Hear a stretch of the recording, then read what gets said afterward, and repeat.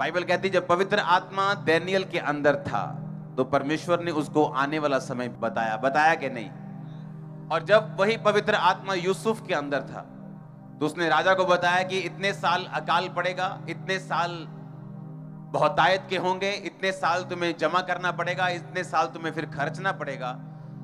और बाइबल कहती है पवित्र आत्मा ने उस पर यह जाहिर किया था। आमीन। अपने हाथों को उठाओ, बोलेंगे परमेश्वर को आप लोग कि परमेश्वर तेरा पवित्र आत्मा मुझ पर अपने गहरे भेदों को जाहिर करे।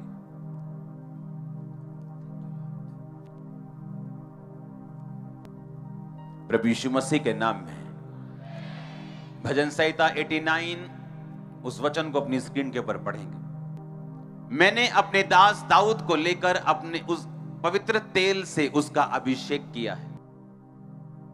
मेरा हाथ उसके साथ बना रहेगा, मेरी भुजा उसे दृढ़ करेगी। शत्रु उसको तंग ना करने पाएगा और ना कुटिल जन उसको दुख देने पाएगा। मैं उसके शत्रुओं को उसके सामने नष्ट करूंगा और उसके बैरियों पर विपत्ति डालूंगा। फिर से पढ़ेंगे पहली आयत से इसको। मैंने अपने दास दाऊद को लेकर अपने पवित्र तेल से उसका अभिषेक किया है। मेरा हाथ उसके साथ बना रहेगा, मेरी भुजा उसे दृढ़ रखेगी। उसने कहा मेरे अभिषिक्तों को मत छुओ।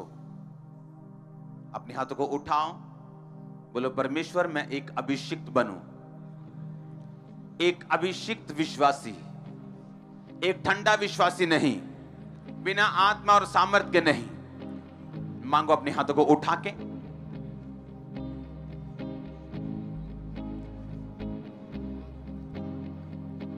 मैं एक अभिषिक्त विश्वासी बनूं, ये आपकी प्रार्थना होगी।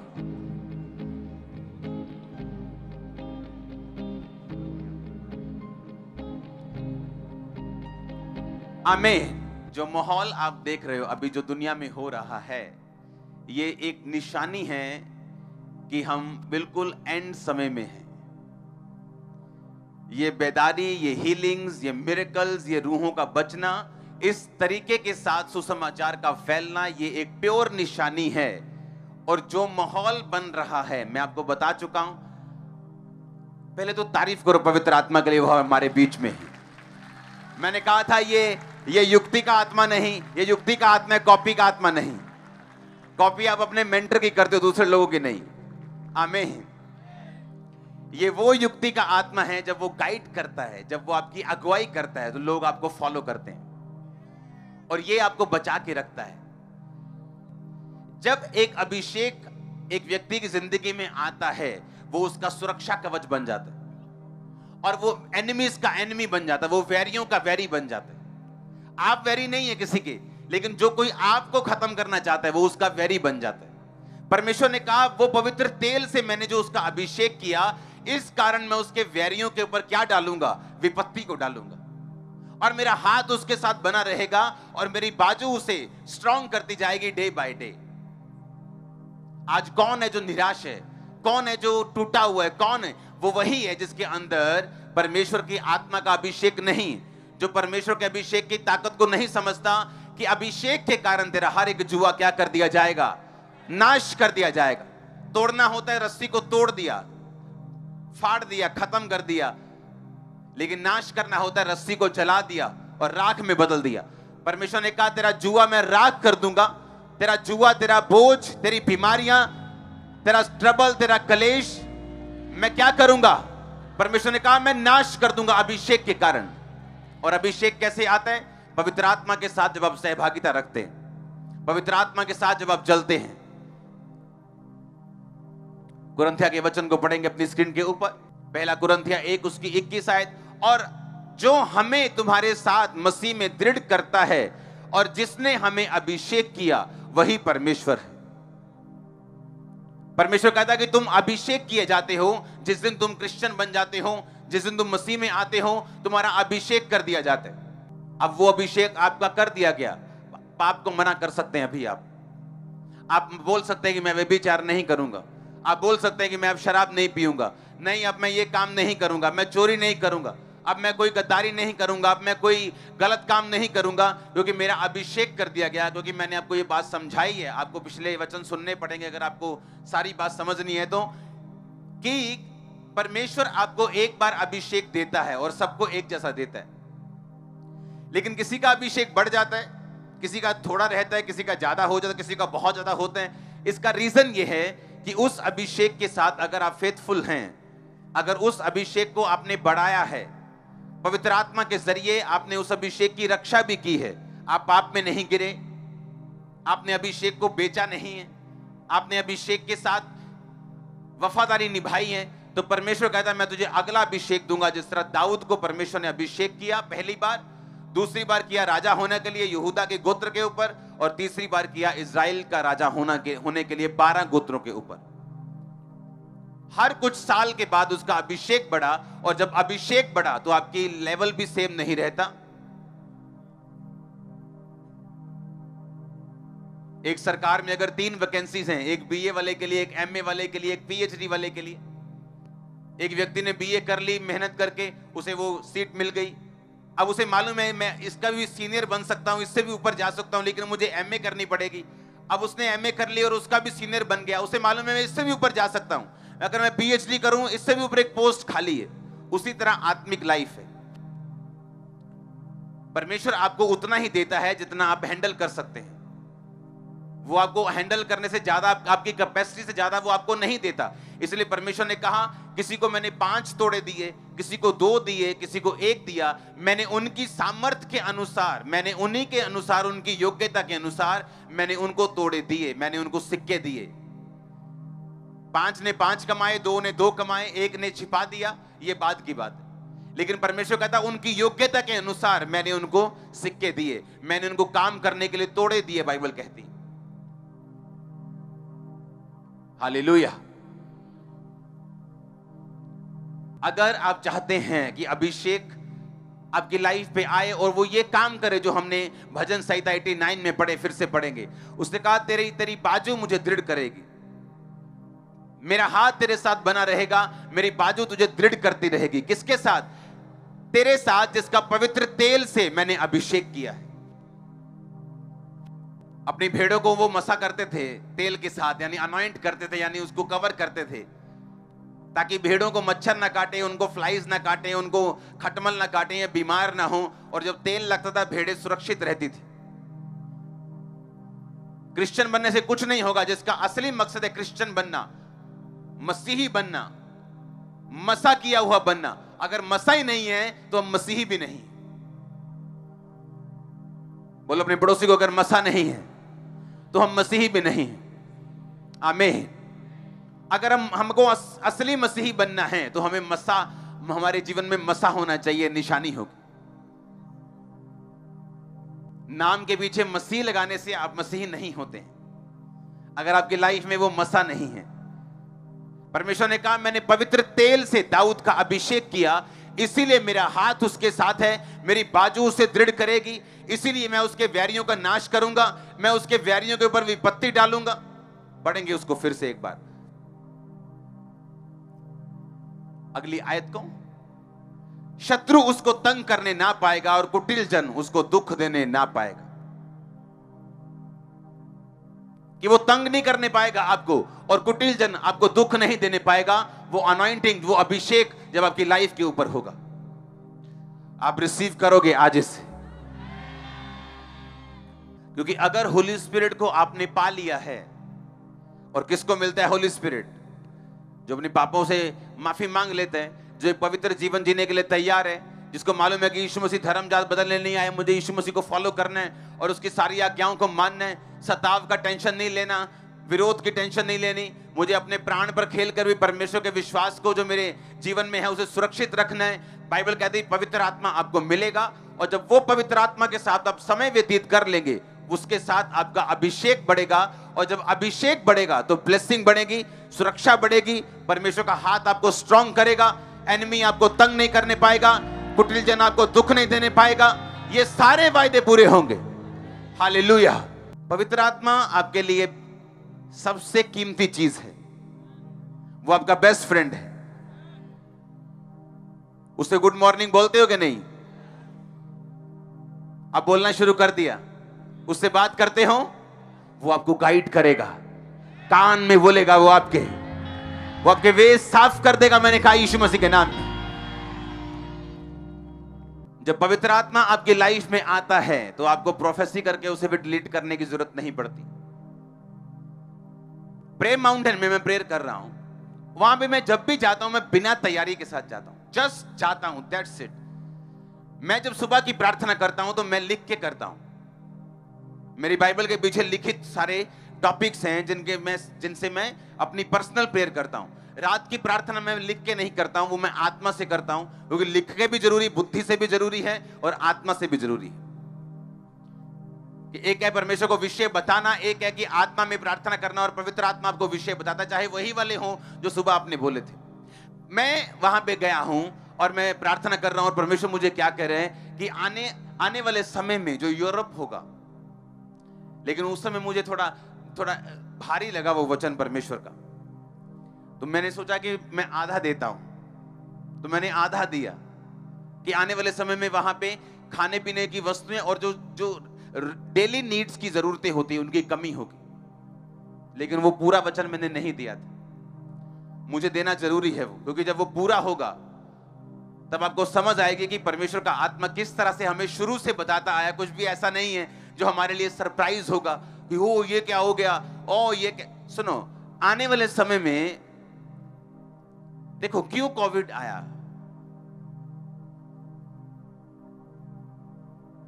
क्यों परमेश्वर ने अलाउ किया कि कोविड हिट करे नेशंस को? जो सुपर पावर्स थी वो घुटनों पे आ गई। डॉक्टर्स काम नहीं आए, मेडिसिन काम नहीं आई, हॉस्पिटल काम नहीं आए, सबने हाथ उठाए हुए थे ऊपर। परमेश्वर कहता अगर तुम हम्बल नहीं होवोगे तो मैं तुम्हें फोर्स से करूंगा। अगर तुम नम्र नहीं होगे तो मैं फोर्स से करूंगा, तुम्हें जबरदस्ती नम्र करूंगा। वो क्लास में ढीठ बच्चा होता है ना, जब वो मास्टर के सामने झुकता नहीं तो मास्टर कान में फाड़ता हो दिया फिर पहनती एक हाँ के ना कि या तो बंदे बन जाओ अपने आप, तो या फिर परमेश्वर बना दूंगा। और परमेश्वर ने फिर बंदे बनाया लोगों को। सुपर पावर्स घुटनों पे आ गई, हर जगह प्रार्थना होने लगी। हाथों को उठा उठा के लोग क्या, डॉक्टर्स क्या, नर्सेस क्या, सब प्रार्थना करने लगे परमेश्वर बचा सकता है। और ये अचीवमेंट थी जो परमेश्वर आत्मा में लेना चाहता था लोगों से। अब हम क्या देखते हैं, जब मैंने पंजाब में प्रोफेसी की थी कि लोग राशन के लिए लाइन में होंगे, किसी ने यकीन नहीं किया था कि हमारा इसे बोलते हैं कि बास्केट ऑफ ब्रेड, हाँ ब्रेड बास्केट है पंजाब, यहां पे अन्न खिलाने वाले हैं। लेकिन हुआ पूरा, हमने देखा। हाँ, हम क्या देखते हैं जब यूरोप को देखते हैं? हम देखते हैं कि खुशहाल नेशंस हैं, सब अपनी अपनी वहां पे लाइफस्टाइल है कि 5 बजे अगर किसी ने दुकान बंद कर दी, मैं वहां पे बहुत जाता हूं, वहां पे रहा हूं, अगर 5 बजे शॉप क्लोज का टाइम है, आप 10 करोड़ लेके चले जाओ, बोलेगा नो शॉप बंद हो गया। इतने तो रात ਨੂੰ 12 ਵਜੇ ਬੰਦੇ ਨੂੰ ਠਾਲੋ ਲਿਆ ਹੋਏ 2000 ਦਾ ਰਾਸ਼ਨ ਲੈਣਾ, ਲੋ ਭਾਜੀ ਆ ਗਿਆ। और पता 2000 का राशन दवांगे 200 बचूगा ही, उधर में तो वेले ही बैठे। समझ रहे कि नहीं? वहां टेंशन नहीं लेते। वहां शाम को 5 बजे छुट्टी है तो छुट्टी, घर जाएंगे, अपना एक कॉफी पियेंगे, टीवी के सामने बैठेंगे, वाइफ से बातें चल रही हैं, सुबह 9 बजे आएंगे तो 9 बजे आएंगे। खुशहाल माहौल है, लेकिन फ्यूचर में वहां माहौल खुशहाल नहीं रहेगा। और ये सैड था मेरे लिए, क्योंकि परमेश्वर ऐसा चाहता है कि हम उसकी ओर मुड़ें, और जब हम नहीं मुड़ते तो वह माहौल ऐसा बनता है कि हमें जबरदस्ती मुड़ना पड़े। आने वाले टाइम में मैं आपको दावा करता हूं, लोग कंपेयर नहीं करेंगे कि हमारा देश ऐसा है और यूरोप कंट्रीज ऐसी हैं, क्योंकि जो वहां की मुश्किलें होंगी, लोग बोलेंगे ठीक है यार, अगर तू यहां है तो भी ठीक है, वहां है तो भी ठीक है। पैसा होगा, लेकिन जो डेली नीड्स होंगी लोगों की, रोज की जरूरतों का सामान होगा, वो उनको मैंने लाइंस देखी हैं यूरोप में ऐसे लगी हुई, ग्रोसरी स्टोर्स के बाहर ऐसे यूरोप में मैंने देखा है कि लाइंस लगी हुई और बुजुर्ग जो अंग्रेज गोरे लोग हैं वो लाइन में लगे हुए हैं। क्या लेने के लिए? राशन लेने के लिए। किसी संस्था से नहीं, ग्रोसरी स्टोर्स से। उन्हें टाइम लगेगा लाइंस में और नाप के दिया जाएगा कि इतना ही एक फैमिली ले सकती है। शॉर्टेज चल रही है आने वाले टाइम। और जो लोग यहां होंगे या एशिया में होंगे उनको लगेगा कि हाँ यहां चैलेंजेस अलग हैं, वहां चैलेंजेस अलग हैं, लेकिन ऐसा कोई देश नहीं जो बोले मैं बहुत खुशहाल हूं। और क्यों होगा ऐसा? क्योंकि जब ज्यादा खुशहाली होती है, अगर आप इंडिया में हैं आपको परमेश्वर की ज्यादा जरूरत है। हाँ, आप रोड पे जा रहे हैं, आपको कोई मालूम नहीं इधर से कुत्ता आएगा कि इधर से कोई बंदा साइकिल वाला शराब पी के आएगा कि इधर से बाइक वाला ललकारे मारता आएगा, कोई पता नहीं। आप प्रभु को याद करते जाते हैं, प्रभु मेरा रास्ता साफ करना, एंजल्स को भेजना, सुरक्षा। यूरोप में ऐसा नहीं होता। वहां जाते ही जूं, उन्हें पता कोई नहीं आने वाला, सब कुछ सेट है। हाँ, अफ्रीका में चले जाओ, वहां यहां से भी नीचे है। वहां कोई मालूम नहीं कब गन तान देगा और तुमको किडनैप कर लेगा। वहां कोई मालूम नहीं क्या होगा तुम्हारी लाइफ में, शाम को तुम घर वापिस आओगे कि नहीं। और वहां इसलिए ज्यादा प्रभु को मानते हैं क्योंकि उनको ज्यादा जरूरत है परमेश्वर की। वो हर चीज के लिए प्रभु पे डिपेंडेंट है। रोड पे जा रहे हैं तो प्रभु पे निर्भर है, कुछ खाने के लिए प्रभु पे निर्भर है।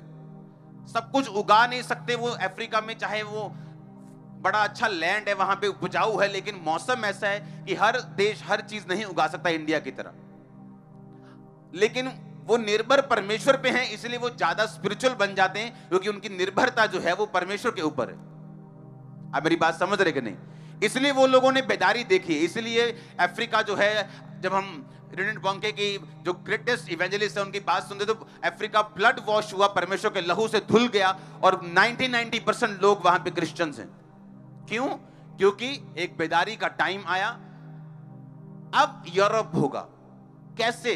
परमेश्वर उनको दिखाएगा कि खुशहाल नेशंस भी अंडर ट्रबल आ सकते हैं, स्ट्रेस आ सकते हैं। फिर वो लोग, और जो क्रिश्चियन लोग होंगे वो बड़े आनंदित होंगे वहां। क्यों? क्योंकि परमेश्वर उनका देखो कैसे इंतजाम करेगा। उन्हें ट्रबल नहीं, उन्हें मुश्किल नहीं होगी। लेकिन जो अभी कोविड में क्या हुआ, लोगों को इतना स्ट्रेस था, सुसाइड कर ली स्ट्रेस में। जब लोग कोविड के नाम से पेंट गिली कर देते थे, हम बाहर खड़े थे पुलिस, पंजाब पुलिस के साथ, लोगों को मैं पहले 2 हफ्तों की बात कर रहा हूं, 4 हफ्तों की, जब कोविड के नाम से लोगों के पसीने छूट रहे थे। 90% पास्टर्स गायब थे। किनको फर्क पड़ा? दूसरे लोगों को। उसी तरह से होगा यूरोप में। किनको फर्क पड़ेगा? दूसरे लोगों को। और ऐसा क्यों? क्योंकि जो यूरोप की बेदारी है वो तभी आएगी। वहां चीजें तंग होनी शुरू होंगी फ्यूचर में। हल्की हल्की सी वहां पे जो है वो तंगी शुरू हो जाएगी फ्यूचर में। और जब तंगी शुरू होगी तब बेदारी शुरू होगी, क्योंकि वो एरिया अभी भी बेदार होना बाकी है। और ये सारा कुछ क्यों हो रहा है? विरोध क्यों बढ़ रहा है? कोई इलाका देखो जहां पे परमेश्वर ने बड़े काम किए, पहले उस इलाके में विरोध हुआ है। कोई इलाका देखो। पंजाब वो जगह थी, अगर एक मीटिंग करनी है तो आपको लगातार विरोध का सामना करना पड़ता था, और मीटिंग होगी कि नहीं होगी ये बात की बात है। अब आप जहां मर्जी टेंट डालते और शुरू कर देते। हाँ, सुनो, अभी बाकियों में ऐसा होगा, बाकी जगहों पे ऐसा होगा, लेकिन उससे पहले का जो प्रोसीजर है उसे सहना पड़ेगा। ये परमेश्वर का काम है, ये परमेश्वर का तरीका है। इसको नेगेटिव वे में नहीं लेना, इसको पॉजिटिव वे में लेना है। इसलिए तो परमेश्वर ने कहा तुम संसार के नहीं हो, मैंने तुम्हें संसार में से चुन लिया है। तुम रहते तो संसार के हो, पर संसार में हो, पर संसार के नहीं हो। ये संसार की मुश्किलें भी तुम्हारी नहीं हैं। जब लोग स्ट्रेस में थे कोविड के कारण, मैं जानता हूं क्रिश्चियन लोग स्ट्रेस में नहीं थे, वो मुश्किल में नहीं थे।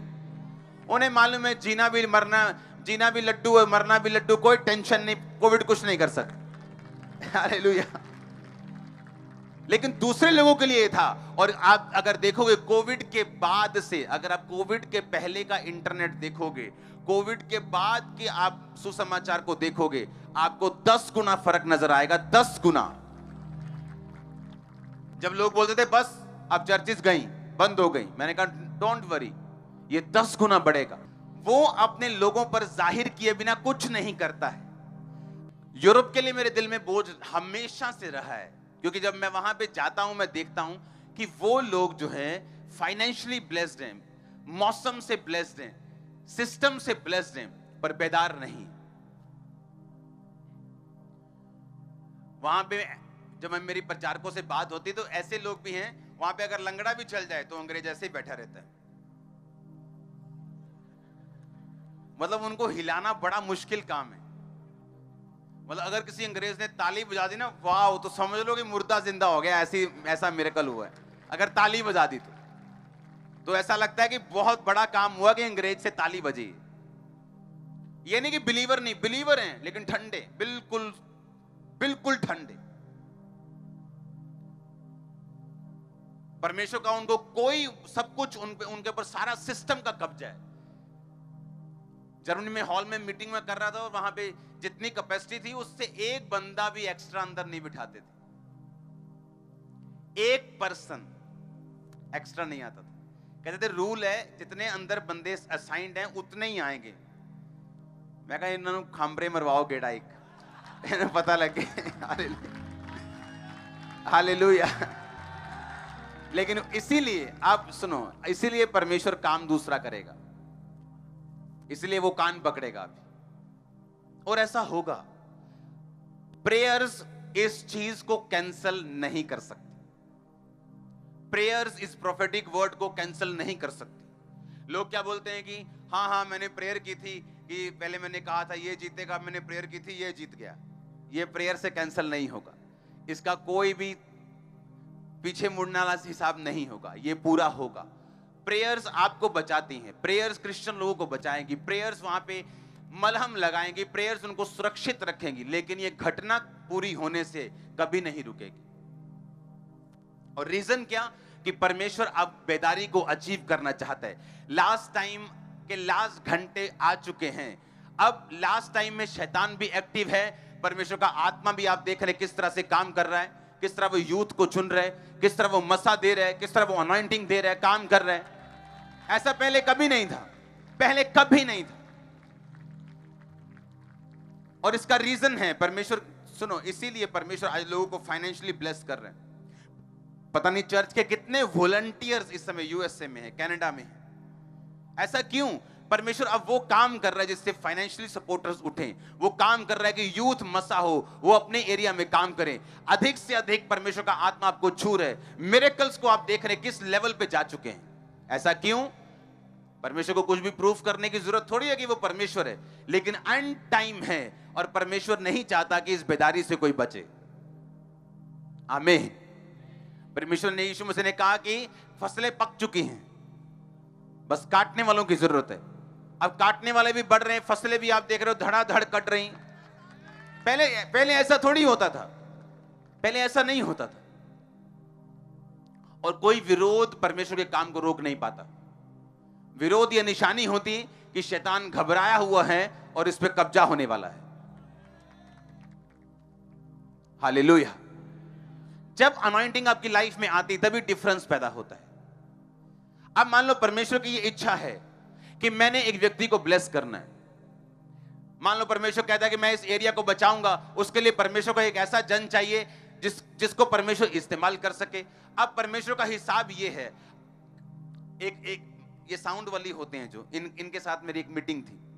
कहते हम जो साउंड का बक्सा निकालते हैं 2 साल उसकी R&D करते हैं, 2 साल उसे कभी किसी मौसम में रखते हैं, कभी किसी प्रेशर पे बचा के देखते हैं, जो बड़ी कंपनियां होती, कभी कुछ करते हैं, 2 साल उसकी R&D चलती है और फिर वो बक्सा मार्केट में आता है। आप समझ रहे बात को? अब ये सोचो कि एक संसारी कंपनी ऐसा बोल रही, तो परमेश्वर क्या अपने चीजों को सही करके मार्केट में नहीं भेजेगा? तो अब परमेश्वर आपको मसा देना चाहता है। क्यों? ताकि लोग बचाए जाएं। अब सुनो मेरी बात, अगर परमेश्वर आपको मसा देगा तो आपको सुरक्षित भी रखेगा। वो आपको फाइनेंशियल, सुनो, जहां मस्सा होगा वहां फाइनेंशियल ब्लेसिंग होगी। सुनो मेरी बात, मस्सा होगा, चाहे पवित्र आत्मा वहां पे से चला गया है, लेकिन अगर मस्सा है तो भी फाइनेंशियल ब्लेसिंग होगी। आप मेरी बात समझ रहे कि नहीं? जब अनॉइंटिंग आपकी लाइफ में एंटर करती है तो वहां पे जो रास्ते हैं वो ओपन होते हैं। मेक श्योर मस्सा के साथ आपके पास पवित्र आत्मा भी हो, ताकि आप उस मस्से के साथ नरक में न जाएं शैतान के साथ। हां, अब जहां अनॉइंटिंग होगी वहां आप स्ट्रांग भी होंगे। अगर परमेश्वर ने सोचा हुआ है कि मैं इसको इस तरह से इस्तेमाल करूंगा, चाहे उसने आपको आपके बिजनेस में क्यों ना यूज करना हो, चाहे उसने आपको आपकी जॉब में, आपके कैरियर में क्यों ना इस्तेमाल करना हो, लेकिन बिना मस्से के वो आपको इस्तेमाल नहीं करेगा। और जब मस्सा आपकी लाइफ में आएगा तो उसके साथ सारी उसकी ब्लेसिंग्स भी आएंगी। परमेश्वर ने कहा मेरे हाथ उसको सुरक्षित रखेगा, कुटिल जन उसको तंग करने नहीं पाएगा, शत्रु उसके ऊपर कब्जा करने नहीं पाएगा, मैं उसके वैरियों के ऊपर विपत्ति डालूंगा, मेरा हाथ उसे मजबूत रखेगा, मेरी आत्मा उसके साथ रहेगी, मेरे अभिषिक्तों को मत छूने तो तुम पे श्राप पाएंगे। वो सारी ब्लेसिंग जो मस्से के साथ जुड़ी हुई हैं वो आपकी लाइफ में एंटर करेंगे। जब अनॉइंटिंग आपकी लाइफ में आएगी आपका परिवार बचेगा ही बचेगा, क्योंकि वो अनॉइंटिंग अट्रैक्ट करेगी ब्लेसिंग को। और आपके परिवार के कई मेंबर आपके वचन को नहीं बल्कि आपकी ब्लेसिंग्स को देखकर, जो खुदा का हाथ आपके सिर के ऊपर है उसे देखकर बचाए जाते हैं। आमीन। और इसीलिए जब अनॉइंटिंग आपकी लाइफ के ऊपर आती है, जब अभिषेक आता है, जब मस्सा आता है, ये सारी ब्लेसिंग्स आपको फॉलो करती, सुरक्षा आपको फॉलो करती, हर चीज आपको फॉलो करती जो आपके लिए बनाई गई। आमीन। यीशु मसीह, क्राइस्ट मतलब मसा किया हुआ, तो नाम के पीछे मसीह तभी लगाओ अगर आप मसा किए हुए हैं तो। आमीन। अगर मसा हुआ किए हुए नहीं हैं तो आप मसीही नहीं हैं एक्चुअल, क्योंकि मसीह कोई धर्म नहीं, ये किसी खास धर्म के लोग अपने पीछे नहीं लगाते, बल्कि मसा किए हुए लोग जो परमेश्वर से अनॉइंटिंग पाए हुए हैं वो अपने पीछे लगाते हैं। आमीन। अच्छा मेरी बात सुनो, क्यों दाऊद जो था वो गोलियत को हरा नहीं पाया? क्या खासियत थी उसमें? बोलो क्या खासियत थी?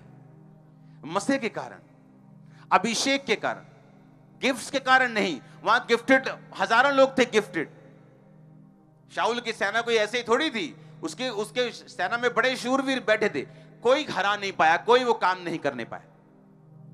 और जो अनॉइंटेड था वो था दाऊद। दाऊद ने कहा मैं इसको मारूंगा जाकर। उसने कहा मेरी तलवार ले जा, ये ले मेरा टोप, ये ले मेरी झिलम ले जा। जब उसने डाले तो वो कार्टून सा बन गया। वो कहता नहीं ये नहीं होगा मुझसे, मैं तो अपनी फ्री स्पिरिट में जाऊंगा। आप वो काम करेंगे जो बड़े बड़े लोग नहीं कर सके। आप देखते इसीलिए वो मिनिस्ट्रीज रूहें बचा रही हैं, वो नहीं बचा रही जिनके पास बहुत पैसा है, जिनका बड़ा रुतबा है, जो बड़ा काम, वो नहीं बचा पा रहे। वो बचा पा रहे हैं जो मसा किए हुए हैं। नोटिस किया कभी आपने? गोलियत को वो नहीं मार पा रहे जो गिफ्टेड हैं, जो जिनका बड़ा नाम है कि फलाना सेनापति, फलाना शूरवीर, फलाना ढमकाना शूरवीर, वो सारे दबे हुए हैं, सब काम रहे हैं, लेकिन एक दाऊद जो मसा किया हुआ है वो उस काम को कर पाया। आप बड़े काम करने जा रहे हैं। मैंने कहा बड़े काम करने जा रहे हैं यीशु मसीह के नाम में। आमीन। मेरे को ऊंचा चाहिए। मैंने कहा बड़े काम करने जा रहे हैं। मैंने कहा बड़े काम करने जा रहे हैं यीशु मसीह के नाम में। आपका घराना, आपके लोग, आपके बच्चे, आपकी फैमिली, आपके बुजुर्ग बड़े काम करने जा रहे हो तुम यीशु मसीह के। आमीन हो चाहिए, आशीष तुम्हारी है। मैंने कहा बड़े काम करने जा रहे हो तुम लोग यीशु मसीह के नाम में। बड़े काम करने जा रहे हो यीशु मसीह के सामर्थ्य नाम में। हालेलुया। ऊंची आवाज में हालेलुया। आमीन। सुनो मेरी बात, अभिषेक के कारण तेरा हर जुआ नाश कर दिया जाएगा। क्यों शैतान आपके पीछे पड़ा रहता है कि आप पाप करें, ताकि आपका अभिषेक करप्ट कर दिया जाए। बाइबल कहती मरी हुई मक्खियों के कारण गंधी का तेल भी सड़ने और बसाने लगता है, कि परफ्यूम्ड ऑयल भी, एक खुशबूदार तेल भी मरी हुई मक्खियां यानी पाप के कारण, मूर्खता के कारण वो तेल बसाने लगता है और सड़ने लगता है।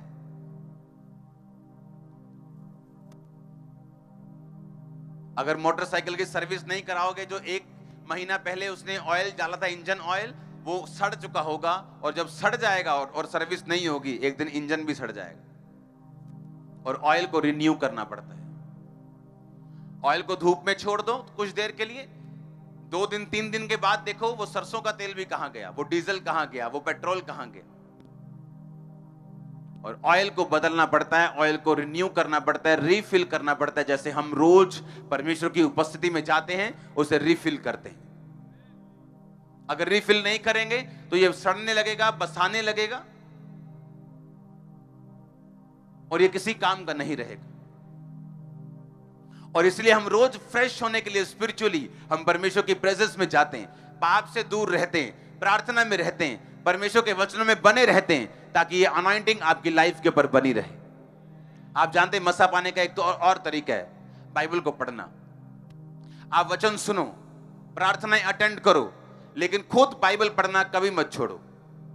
आप जब बाइबल पढ़ते हैं, एक्चुअल में आप सांस पाया हुआ परमेश्वर का वचन पढ़ते हैं, सांस पाया हुआ परमेश्वर के बोल पढ़ते हैं। और आप, मैं नहीं जानता आप नोटिस करते कि नहीं, लेकिन जब आप बाइबल पढ़ते हैं तब भी अभिषेक आपकी जिंदगी के ऊपर आता है, सिर्फ पढ़ने के कारण। सुनना अलग चीज है, सुनो अच्छी बात है, लेकिन उसको पढ़ो भी। हालेलुया। और जब अभिषेक आएगा, आपने उसको सुना है, वो आपको सिखाएगा, वो आपकी अगुवाई करेगा, वो बंधनों को नाश करेगा, वो फैमिली मेंबर को सेव करेगा, वो शैतान को डांटेगा और निकालेगा, दुश्मन आप पे कब्जा नहीं करने पाएगा, शैतान के अटैक कामयाब नहीं होंगे। ये सारी चीजें अभिषेक के साथ जुड़ी हुई। आमीन। परमेश्वर ने कुटिल जन उसको दुख नहीं देने पाएगा, शत्रु उसको तंग करने नहीं पाएगा, मैं उसके वैरियों के ऊपर विपत्ति डालूंगा अगर तू मेरा अभिषिक्त है। परमेश्वर ने कहा मैंने पवित्र तेल से उसका अभिषेक किया है। अनॉइंटेड लोग कभी नहीं हारते, नेवर नेवर, कभी नहीं हारते, कभी नहीं हारते। वो जीते हुए हैं और रहेंगे हमेशा। हालेलुया।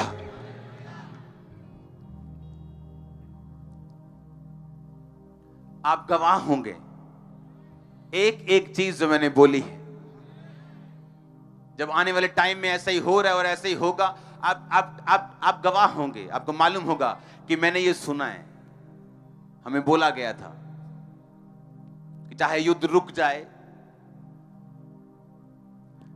अगर एक मर्सिडीज एक एल्टो से युद्ध करेगी, कौन जीतेगा? मर्सिडीज। और आपको मालूम, जब दोनों की रिपेयर होगी तो खर्चा किसका होगा? मर्सिडीज का। जितने की एल्टो पूरी है उतने की मर्सिडीज की लाइटें आती हैं अगली। तो मत सोचो कि फलाने देश ने युद्ध जीत लिया तो बहुत बड़ी बात है, उसको इतना ज्यादा पे करना पड़ेगा उस चीज का। एल्टो का तो कुछ नहीं बचेगा, पर अगर वो नहीं भी लेगा तो 4 लाख की नहीं आ जाएगी। पर मर्सिडीज वाला अगर गया कंपनी के पास तो पहले तो बोलेगा लाइटें 4 लाख की हैं जी, अगली 4 थे, पिछलियां 2, 6 लाख थे ही है, तो 50 लाख का बिल बनाएगा। वॉर में कभी किसी का फायदा नहीं हुआ, क्योंकि ये इंसानियत के खिलाफ है। हालेलुया। तैयार हो अभिषेक प्राप्त करने के लिए? क्योंकि जब ये आता है आपको मालूम है क्या होता है, अभिषेक बढ़ता जाएगा, ढीठ फैमिली मेंबर भी प्रभु में आते जाएंगे। क्योंकि अभिषेक आएगा तो ब्लेसिंग आएगी, आप अट्रैक्ट करोगे ब्लेसिंग्स को। अभिषेक आएगा तो वेज ओपन होंगे, रास्ते खुलेंगे, शैतान आपसे दूर रहेगा, विक्ट्री रहेगी, जीत रहेगी। दाऊद की मिनिस्ट्री की शुरुआत गोलियत के मरने से हुई थी। दाऊद को कोई नहीं जानता था, लेकिन जब गोलियत मरा तो लोगों ने दाऊद को समझा, क्योंकि वो पहले से मसा किया गया था, लेकिन लोगों को यह बात मालूम नहीं थी। जब अभिषेक आता है तो ऐसा काम आपकी लाइफ में होता है, कई बार आपकी मिनिस्ट्री में होता है कि वो आपको अपलिफ्ट कर देता है। आमीन। वो अनॉइंटिंग जब आपकी लाइफ में आती है, जब गोलियत की मौत हुई दाऊद से, तो वो उसकी जर्नी की शुरुआत थी, लेकिन उसका पहला स्टेप भी यही था कि परमेश्वर के साथ वफादारी, पवित्र आत्मा के साथ, उसके बाद अभिषेक पाया। अभिषेक पाने के बाद उसकी जर्नी शुरू हुई जब गोलियत को मारा। आप तैयार रहो अभिषेक में, कभी भी कुछ भी बड़ा हो सकता है आपके साथ, एनी टाइम। और जब आप उसे एक्सपेक्ट नहीं कर रहे होंगे तब वो होगा। तो क्या आप तैयार है कि नहीं? अब दाऊद के बड़े भाई तैयार नहीं थे, वो अपने फैमिली अफेयर्स में, अपने दुनियावी अफेयर्स में बिजी थे बहुत। और जब गोलियत सामने आए तो किसी की हिम्मत नहीं थी उसके पास जाके बात भी कर सके। हर बंदा डर रहा था, शाऊल क्यों नहीं मार पाया गोलियत को, जबकि वो योद्धा था और बड़ा योद्धा था, क्योंकि उसके पास भी पवित्र आत्मा नहीं था। उसे मालूम था उसे धोखा मिल सकता है। दाऊद था जिसके पास पवित्र आत्मा भी था और जिसके पास अभिषेक भी था। उसे कॉन्फिडेंस था कि मैं जाऊंगा और परमेश्वर मेरी रक्षा करेगा। हालेलुया। अगर आप अभिषिक्त हैं तो एक्सपेक्ट करो कभी भी वो रास्ते ओपन कर सकते, एनी टाइम। एनी टाइम कोई भी गुड न्यूज मिल सकती, एनी टाइम। सडनली एक दिन क्या होगा, आप उठेंगे और आपका बेटा आपको बोल रहा होगा कि मुझे नशा छोड़ना है, मुझे प्रभु में आना है, मम्मी मुझे चर्च लेके जाना। सडनली एक आप हैरान हो गए, ये क्या हो गया? ये तो मेरे परिवार में गोलियत मरा है। सडनली ऐसा। लेकिन उसके पहले की तैयारी है पवित्र आत्मा के साथ वफादारी, उसके साथ समय बिताना और फिर अभिषेक को प्राप्त करना, अभिषेक को संभाल के रखना और उसे बढ़ने देना अपनी लाइफ में। हालेलुया। मुझे 100% मालूम है जिस दिन दाऊद अभिषेक किया गया उसी दिन उसका गोलियत के साथ सामना नहीं हुआ। गोलियत के साथ सामना उसका हुआ जब वो एक लेवल तक बढ़ गया। परमेश्वर को मालूम था कि अब ये काम कर सकता है। आमीन। आप बड़ा हिट मारने वाले हो। सडनली रास्ते ओपन होंगे यीशु मसीह के नाम में। हालेलुया।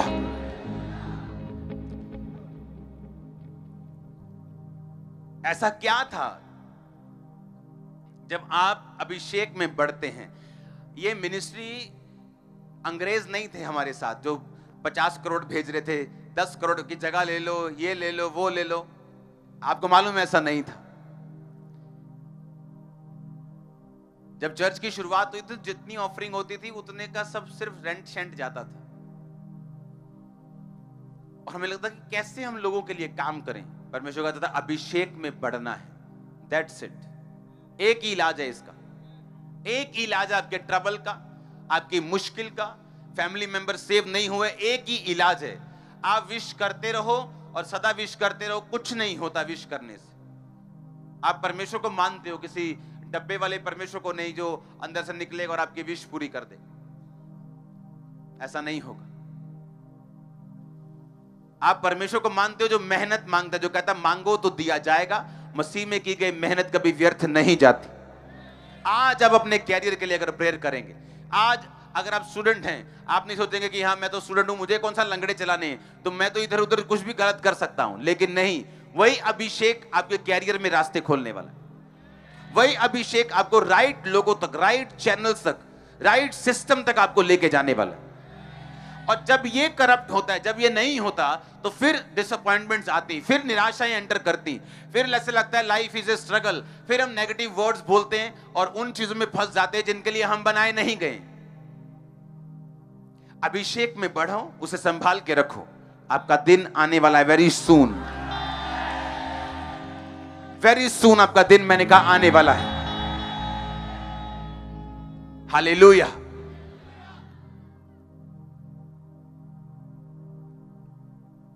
आमीन। क्या करना है? अभिषेक में बढ़ना है। एक ही टारगेट रखना है।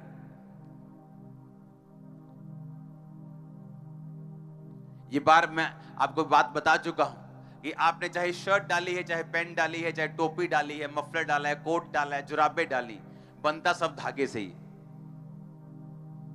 आपको ब्लेसिंग चाहिए, आपको फाइनेंशियल ब्रेक थ्रू चाहिए, आपको अपनी फैमिली की मुक्ति चाहिए कि मेरा बेटा प्रभु में आ जाए, आपको बीमारी से आजादी चाहिए, आपको शैतान से डिलीवरेंस चाहिए, ये होगा सिर्फ मसीह से ही। कपड़ा धागा एक ही है, उसकी शेप, उसकी क्वालिटी अलग हो सकती है, नायलॉन हो सकता है, कॉटन हो सकता है, लेकिन उसी से सब चीजें बनती हैं। उसी तरह से आपकी जरूरत कोई भी हो, अभिषेक उसको पूरी करता है।